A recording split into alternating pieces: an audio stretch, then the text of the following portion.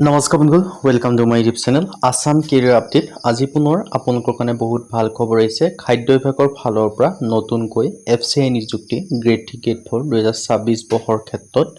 so নতুনকৈ চাকৰি আহি গৈছে 8 পাছ হওক 10 পাছ হওক 12 পাছ হওক ডিগ্ৰী পাছ হওক সো সকলোৱে আবেদনসমূহ কৰি ল'ব পাৰিব সো কেনেকৈ আবেদনসমূহ কৰিব পাৰিব বা ভ্যাকেন্সিখিনি কোনটো পদৰ ক্ষেত্ৰত কিমানকৈ এজ ক্ৰাইটেৰিয়া বিচাৰিছে কোৱালিফিকেশ্যন বিচাৰিছে সিলেকশন প্ৰসিডিউৰ বিচাৰিছে অৰ্হতা কিমান বিচাৰিছে সো সকলোখিনি কথা আপোনালোকক জনাই আছো সো ভিডিওটো শেষলৈকে চাব আৰু যদি ভিডিওটো ভাল পায় ভিডিও লাইক এটা কৰিব পাৰে লগৰ চেনেল সাবস্ক্ৰাইব কৰিব এনেকুৱা ভিডিও প্ৰতিদিনে পাই যাবে আৰু মোৰ হোৱাটছআপ চেনেল ভিডিও ডেসক্ৰিপচন দিয়া আছে আহক আজি ভিডিও আৰম্ভ কৰো সো আপোনালোকক দেখিব পাৰিছে ফুড সেফটি অফিচাৰ বা ফুড সেফটি যেটো বিভাগ আছে যেটো খাদ্য বিভাগ আছে তাৰ পৰা ভ্যাকেন্সিখিনি মুকলি কৰিছে সো এটা আপোনালোক বিশেষকৈ ভ্যাকেন্সিসমূহ দেখিবলৈ পাইছে ভ্যাকেন্সি ফুড বিভাগ ভৰ্তি 2026 অৰ্গেনাইজেশ্যন দেখিছে ফুড ডিপাৰ্টমেন্ট পোষ্ট নেম কি দেখি হৈছে ফুড সেফটি অফিচাৰৰ পৰা আদি কৰি গ্ৰেড 3 গ্ৰেড 4 লেভেলৰ ভ্যাকেন্সি কিছুমান মুকলি কৰি দিছে সো মই প্ৰথমে এই যিখিনি ভ্যাকেন্সি হয় ভ্যাকেন্সিখিনি ওভাৰভিউটো মই আপোনালোকক জনাই ল'ব বিচাৰিছো ফুড সেফটি অফিচাৰৰ পৰা আদি কৰি গ্ৰেড 3 গ্ৰেড 4 লেভেলৰ ভ্যাকেন্সি মুকলি কৰি দিছে এপ্লাই মোডটো অনলাইন যোগে কৰিব পাৰিব হু কেন এপ্লাই অল ইণ্ডিয়া মেল হওক ফিমেল হওক সকলোৱে আবেদনসমূহ কৰি ল'ব পাৰিব এতিয়াৰ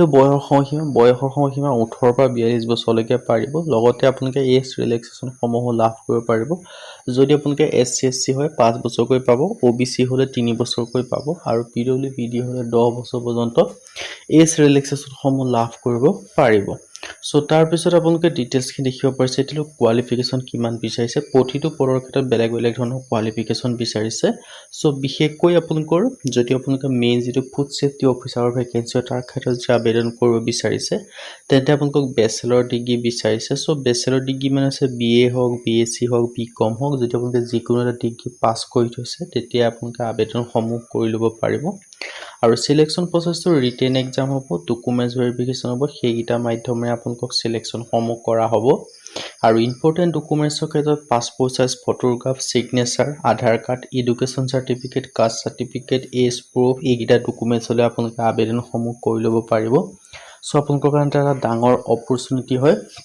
সো অপৰচুনিটি মিস নকৰিব যদি আপোনালোকে খাদ্য বিভাগৰ ক্ষেত্ৰত ভ্যাকেন্সি ক্ষেত্ৰত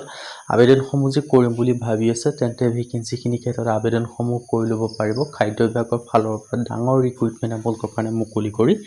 দিছে সো মই ডিটেইলছ আপোনালোকক গোটেইখিনি কথা জনাই দিব বিচাৰিছো ফুড সেফটি অফিচাৰ ৰিক্ৰুটমেন্ট 2026 আপোনালোকৰ কাৰণে মুকলি কৰিছে এপ্লাই অনলাইন যোগে কৰিব পাৰিব 84টা ভ্যাকেন্সি আপোনালোকে দেখিবলৈ পাব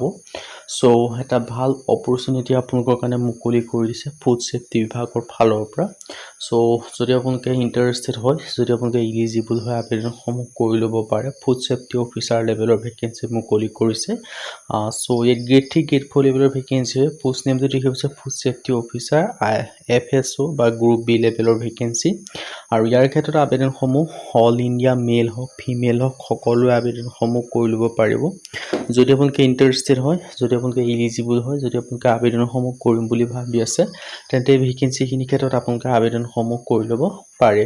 আৰু সিলেকশন প্ৰসেসটো ৰিটেন এক্সামৰ পৰা আদি কৰি সকলোখিনি ডিটেইলছ উল্লেখ কৰি থোৱা আছে হাউ টু এপ্লাই এই ভ্যাকেন্সি কিটাৰ ক্ষেত্ৰত আপোনালোকে অনলাইন যোগে আবেদনসমূহ কৰিব পাৰিব আৰু অনলাইন যোগে আবেদনসমূহ কৰাৰ লিংক এডভাৰটাইজমেন্টৰ লিংক আৰু এপ্লাই লিংক ভিডিও ডেসক্ৰিপচনতে আপোনালোকে পাই যাব